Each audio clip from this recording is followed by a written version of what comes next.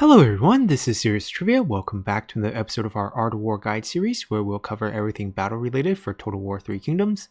And today we're continuing our Bandit Guide series as we look at the differences between generic classes for the Bandit class and the Han subculture and comparing their different skills, backgrounds, and skill tree.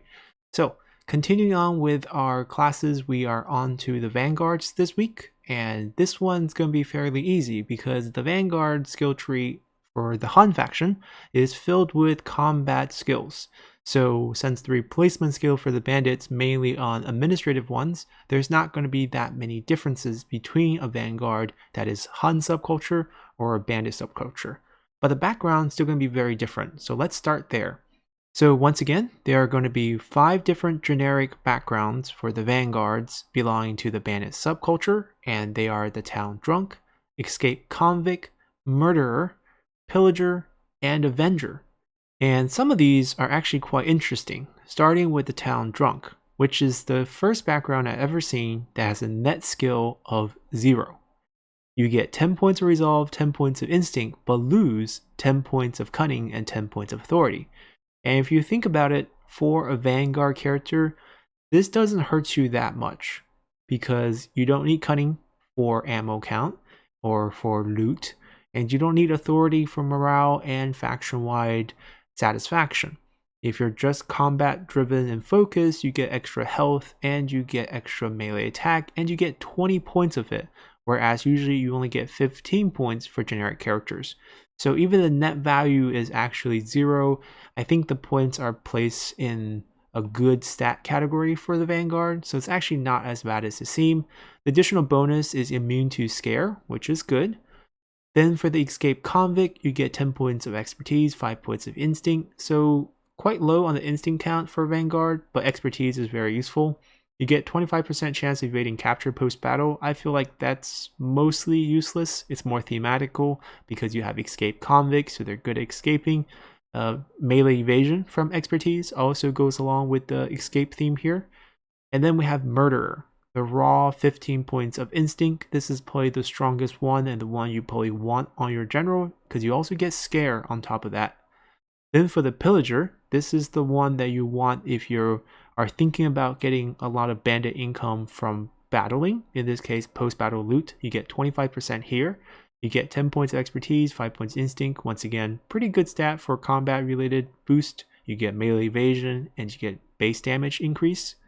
Avengers gives you 10 points of resolve, so you get health, and you get 5 points instinct.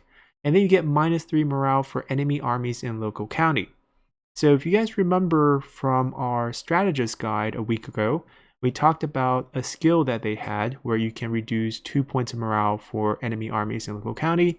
You can kind of stack this with this background here. So if you get 3 Avenger generals, put them in an army, run them around, you can demoralize the enemy.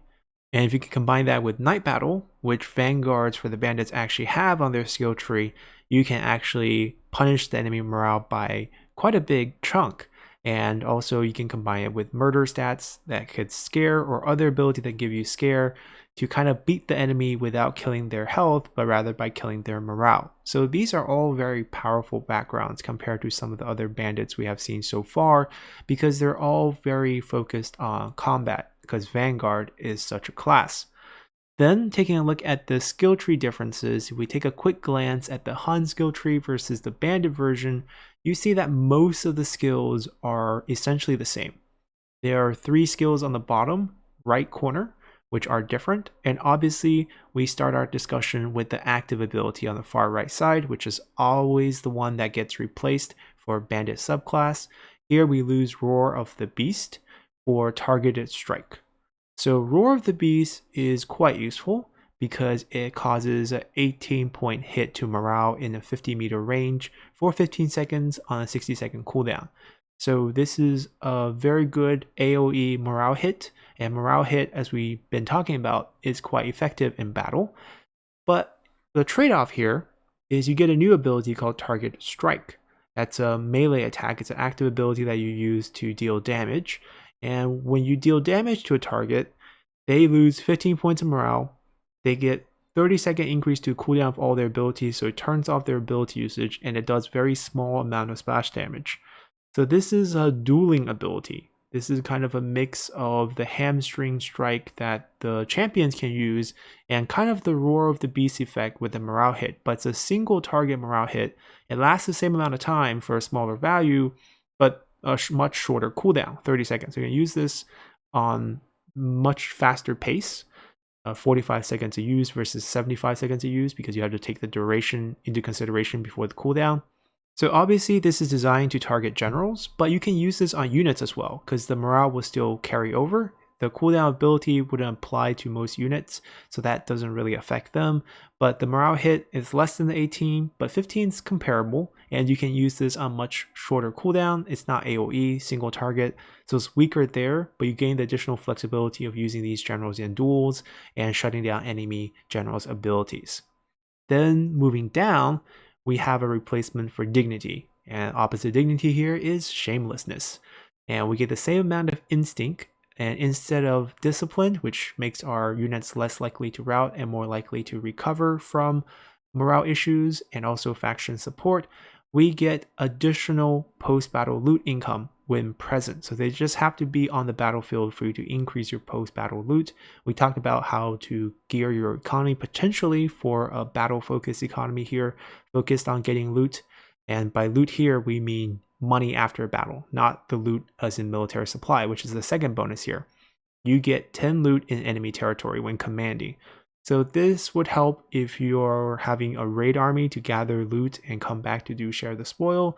That will make it more efficient. If you're worried about running out of loot in sieges, this is a great way to use a general like that. But the problem here is you don't want such high loot in enemy territory, because having high loot loses movement and you have to artificially work your way down to make sure you don't lose, up to 15% campaign movement range just because you're carrying way too much loot.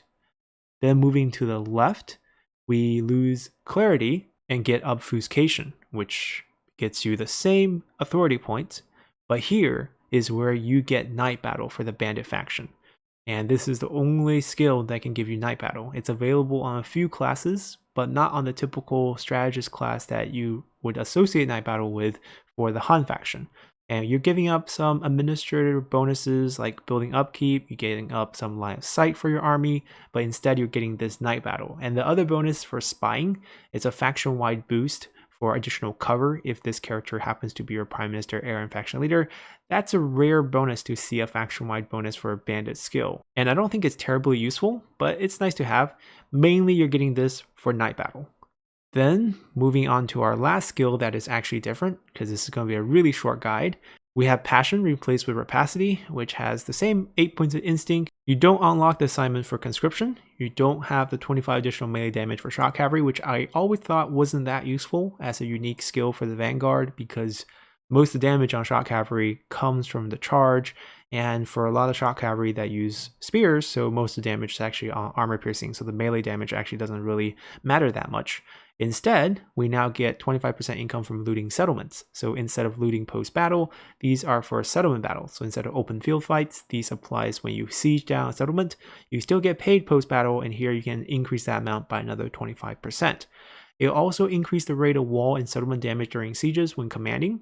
So this obviously would work well in general for sieging battles. It's designed that way, and it's a good replacement for Passion. And that's going to do it for Vanguard. It's super short guide. There's not that many skills that's different, because reach is always useful, flexibility is always useful, guile, zeal, mobility, all those skills you see all over the place here on the Vanguard skill tree are all very powerful battle skills. So those did not get replaced for the Bandit version. So you have pretty much the most pure combat focus class in the Bandit Vanguards, and you can definitely put them to good use if you want to use them to make a little bit of extra money, because that's usually the bonuses you're seeing. So instead of getting useless administrator bonuses, you're getting actually skills that can help your economy as a bandit, which is quite surprising for the Vanguard. So this is going to wrap it up for the Vanguard class. Come back next week as we're going to move on to the other cavalry commander in the commander class, and then we'll finish things up with the champions, and that will be our bandit guide. So hopefully you guys enjoyed this one, and see you guys next time. Bye.